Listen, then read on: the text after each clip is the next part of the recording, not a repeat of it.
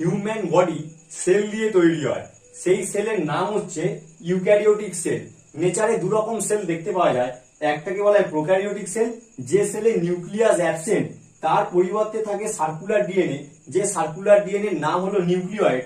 আর থাকে রাইবোসোম, যার চারপাশে কোনো মেমব্রেন থাকে না। আর ইউক্যারিওটিক সেলের ক্ষেত্রে নিউক্লিয়াস থাকে এবং তার সাথে সাথে অন্য সেল অর্গানেলসও থাকে, সেটা হচ্ছে মাইটোকন্ড্রিয়া, এসিআর, রাইবোসোম, আরো অনেক রকমের সেল অর্গানেলস, যার চারপাশে কিন্তু মেমব্রেন থাকে। এই দুটো সেল ছাড়া নেচারে আরো দুটো জিনিস দেখতে পাওয়া যায়। একটা হলো ভাইরাস। এই ক্ষেত্রে এরা কিন্তু নন লিভিং, যদি বাতাসে থাকে, কিন্তু মানুষের শরীরে প্রবেশ করলে এরা হয়ে যায় লিভিং। এখানে দুটো জিনিস দেখতে পাবো, একটা কভারিং, তার নাম ক্যাপসিড, আরেকটা হচ্ছে জেনেটিক মেটেরিয়াল আরএনএ।